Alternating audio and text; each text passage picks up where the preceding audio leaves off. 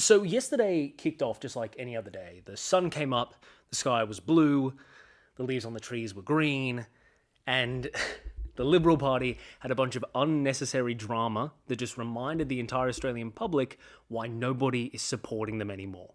Now, this latest nonsensical drama within the party is, of course, over the issue of net zero. Now that the Nationals have kind of forced the Liberals' hand over this issue by dropping the policy entirely, it's up to the Liberals to decide how to respond.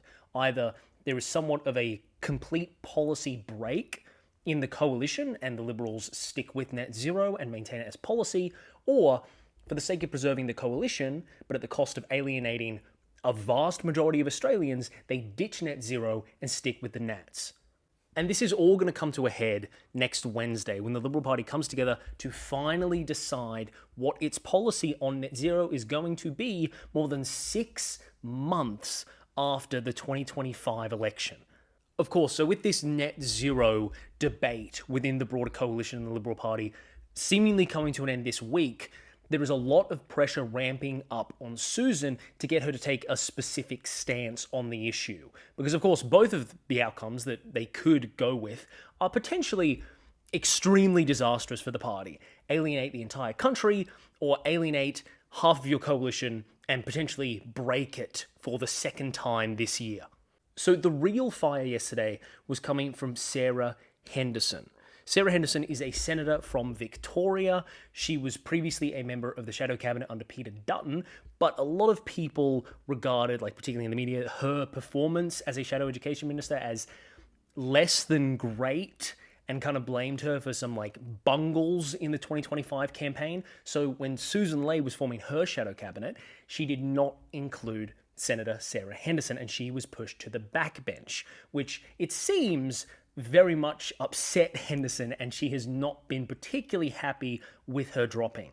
So anyway, Sarah Henderson goes on Sky News, and she is discussing the current situation within the Liberal Party room, and it's extremely weird, if not incredibly hostile, I would say, what she had to say about the state of the party room. And I'm actually going to quote her directly here to give you a sense of what she actually said, because it's kind of crazy hearing somebody talking about their own party leader like this. She said, quote, "There's been a lot of pretty brutal backgrounding, and I don't want to do that. I want to be authentic, and I want to be honest as a member of parliament. I can't pretend things are good. We've had a dire news poll result, a primary vote of just 24%. Things are not travelling well. I do have to say, I really honestly, I do think Susan is losing support. But I do believe in miracles. We can turn things around. But things are not good. I don't support things the way they are at the moment." Unquote. That is an extremely messy, unnecessary airing of dirty laundry right out in the open. And look, you can try and interpret that however you want. Look, it wasn't too hostile what she was saying, blah, blah, blah, blah, blah. But that is very clearly an open, at least in my opinion, an open attempt to sow disunity within the party. If you are having internal struggles, the last thing you do if you respect your leader and want them to stay on is go out there and just start ringing alarm bells about the fact that your leader is incredibly vulnerable. And she made no effort at all to walk it back. In fact, she doubled down when asked about it again. When asked about if there is a particular instance she can talk about as to why she says it's so bad, she said, quote, "There's no particular point or particular incident. I mean, I've been a member of parliament since 2013. It's the worst I've ever seen in our party, and I've seen a few dramas," unquote. What the hell is she doing? Look, it might seem like a lot to focus on, but it is so perfectly timed that it's really hard to interpret Henderson's comments here and her actions as anything other than a deliberate attempt to weaken Susan's leadership at the point at which she is, so far in her leadership, the most vulnerable. And it even got weirder from there, because I just feel so bad for Susan. It's the reaction from other members of the party were either completely trying to defend Susan, people like Jane Hume, Dave Sharma, even Angus Taylor coming out and saying no, her leadership is absolutely secure. But then Dan Tehan made one of the weirdest remarks and seemed like he was kind of like trapped or something in his words when asked, like, are Sarah Henderson's comments wrong?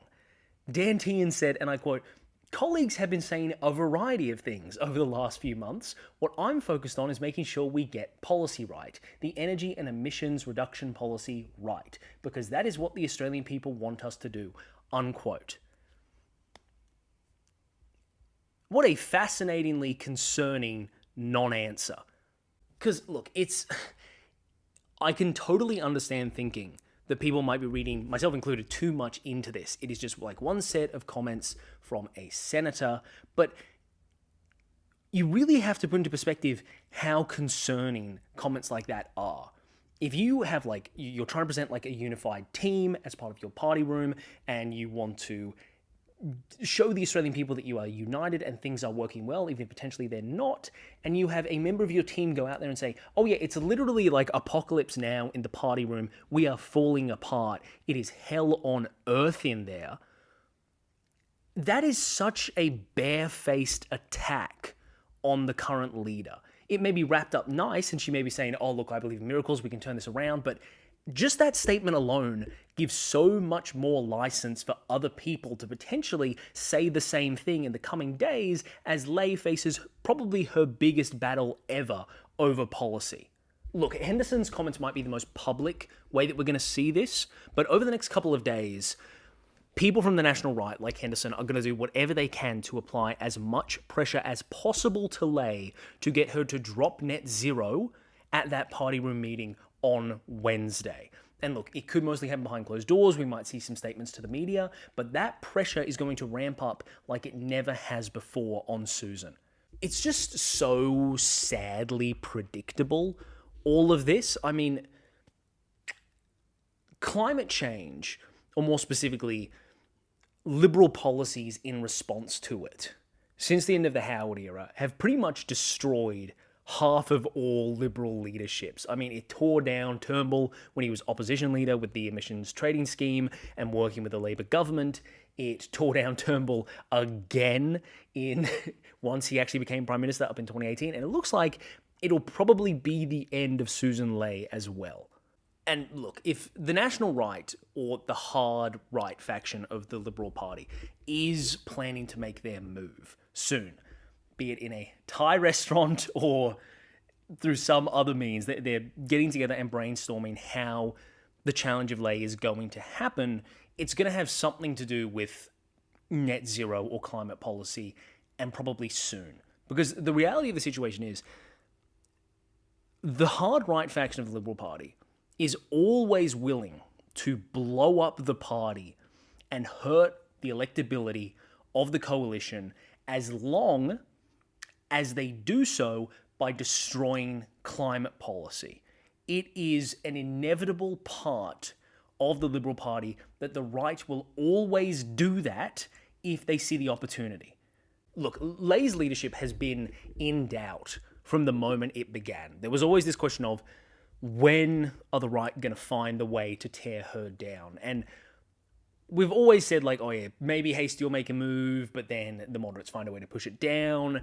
There's like this promise or whatever that she'll get to her budget reply. But it's just honestly depressing that every update we get when it comes to the Liberal Party and the decisions that their senators and their MPs are making is that they're consistently making the worst decisions possible for the Australian people. And here's the real irony of this whole thing, is that as much as they're debating this policy and how to implement or not implement net zero, realistically, they're never going to be in power in time to actually have a say over this. The Labor Party's majority is so big right now, and I've said this before, there is no shot whatsoever, based on all parliamentary history, that they get back into government in 2028. Their earliest shot is potentially 2031. And if they somehow bungle that, more realistically, they're not back in power until the mid-2030s. So the irony with the Liberals probably not getting in until at least 2031, probably not even until 2034, assuming the Labor Party hasn't shit the bed somehow, fingers crossed, that when it comes to net zero policy, it almost doesn't matter for the coalition, Because in all likelihood, by the time they get in, the full economic transition to clean energy is already going to be half done.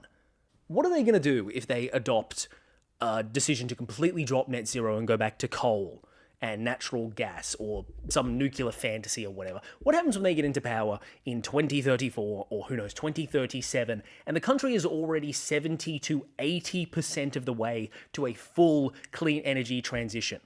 What the fuck do they do then? Cut down every windmill, blow up every dam that is powering the country, and then just shift back to coal and industry that by the time they're back in power will probably be dead or dying? It's so sadly predictable what the national right is and what it does.